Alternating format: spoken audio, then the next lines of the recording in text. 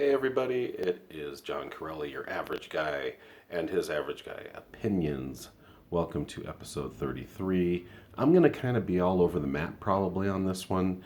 It is Groundhog Day.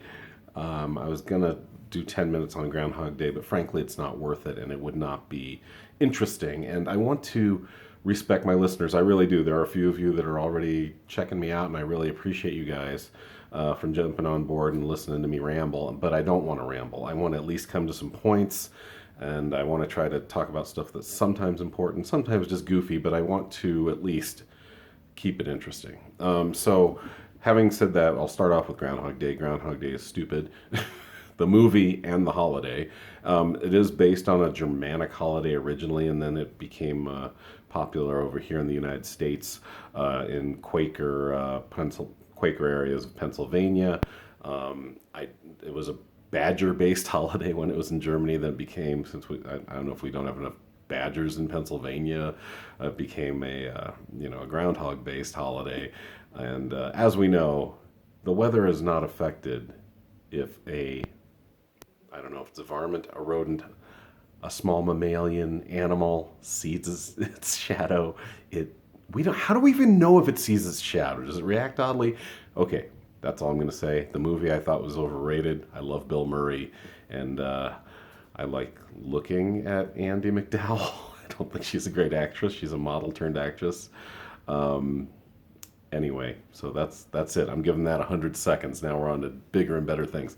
I'm really excited about this. I found this in the used bookstore today. As you can see, it's very used. I mean, the cover's torn. It is the essential Lenny Bruce. Lenny Bruce is he's my favorite, most influential comic. He broke ground where people didn't break ground before. If you don't know who Lenny Bruce is, and you're into comedy, I will tell you, you should know who Lenny Bruce is. He got arrested. He was like the Jim Morrison of comedy. You know how Jim Morrison would get on stage and supposedly say lewd things in the 60s and get arrested sometimes. Well, Lenny Bruce is doing the same thing. He had cases that went to Supreme Court, and I think he won a case based on what's considered okay to say on television. I think I have to check into the case. Like I say, I do this unscripted. I rarely do any research. That's why it's an average guy opinion, not an intelligent guy opinion. So, but I know that Lenny Bruce went to court several times, and one of his cases went all the way to Supreme Court, and then he won, and then I think it got overturned and he lost. It's very interesting stuff, and unfortunately he died relatively young at 40 from an OD a couple of years before I was born, I believe in 1965.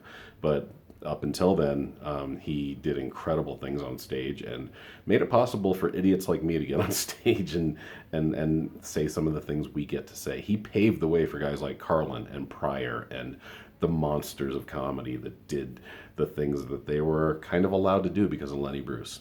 Having mentioned that, a couple things about that. I got that at the used bookstore. I'm continuing I'm not even going to call it a boycott because boycotting Amazon is like using an eyedropper to fight a forest fire, right?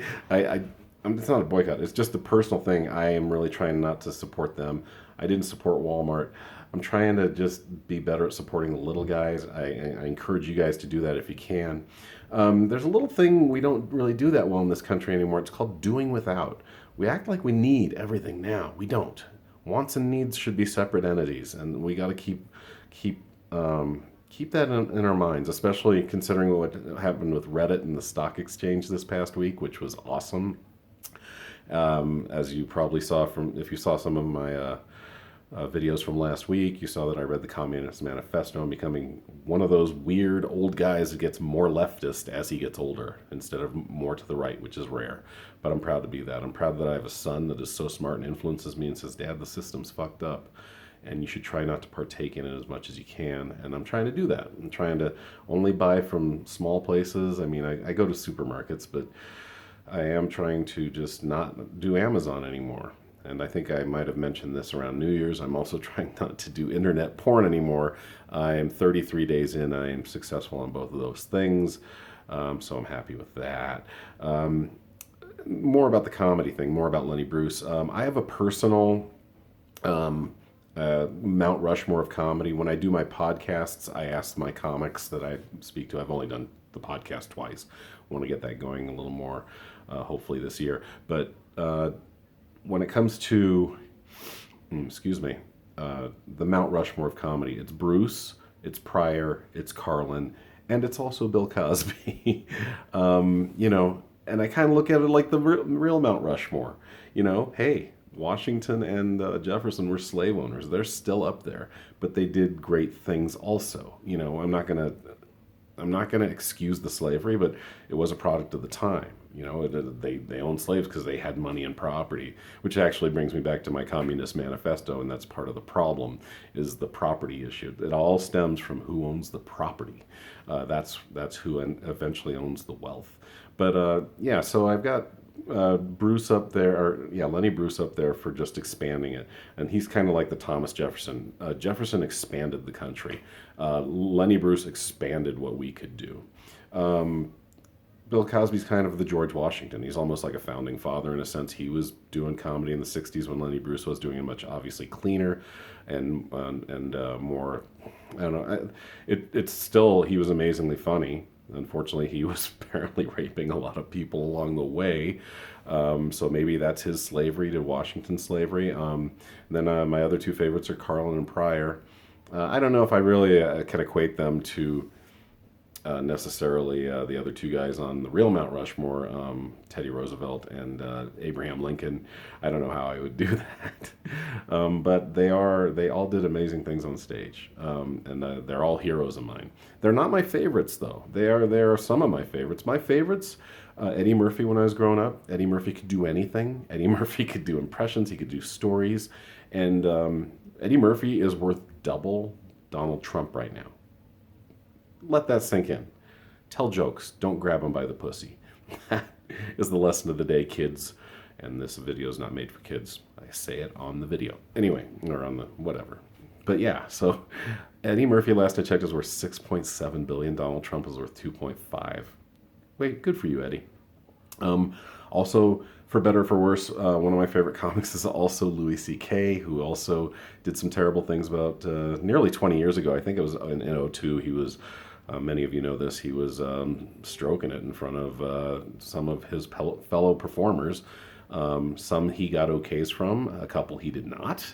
And, you know, whether you look into the harm that may have done to these women or not, it was definitely, if nothing else, an abuse of power. And it really hurts me because no one speaks to me and my generation and the type of person I am more than Louis C.K. I've been following him about since 2008. I didn't know who he was, and then all of a sudden someone told me, hey, you got to check this guy out. This was before I was even doing comedy. And I was like, holy shit, this guy is saying exactly what I'm thinking. He's making it hilarious. And I feel like he's the spokesman for my generation. He's literally 13 days older than me. He has kind of a similar background. He was raised in Boston, whereas I was not really raised in New York, but I was born in New York. So I understand those ties, and I understand what Louis C.K. is about. He forged his own way. I mean, he's made shows. He's done so much, and it just sucks that he had to do this stupid shit and kind of throw his career off the rails for a while. And some other comics I like, Bill Burr, Doug Stanhope. A lot of people don't know who Doug Stanhope is. He's very raw, very rough, but I love his style of comedy. I love what he has to say. It's very pertinent, important stuff. I'm kind of went off the rails a little more on comedy than I expected to. I don't want to always make it about comedy because it's one of the things I do. I actually credit you guys for making me a better person. I've read the Communist Manifesto. I just read an article about the privatization of prisons and how they're actually keeping prisoners in there longer than they said they were going to release them. Just read this newspaper article about a guy who was supposed to be released back in December, and they said, nope, we're going to release you in March. No reason. He was out for good behavior, or he was due to get out for good behavior. He was in for a DUI. And this is the problem with privatized prisons. The rules are lessened, and they're doing what they want in the name of money, nothing else. They're not keeping some hardened criminal off the streets. The guy paid his debt to society, and this guy, according to this article, pays $70 a day to stay in this prison. So he will be giving this company another $6,000 basically for the extra 84 days, 83 days he's going to be in. I will try to touch on that tomorrow. This has been your average guy with the average guy opinion of the day. Kind of all over the place. I apologize for that. But happy Groundhog Day. But no. Okay. All right, you guys. Have a great night, day, whatever you're having. Talk to you soon. Thanks for your listening. Bye.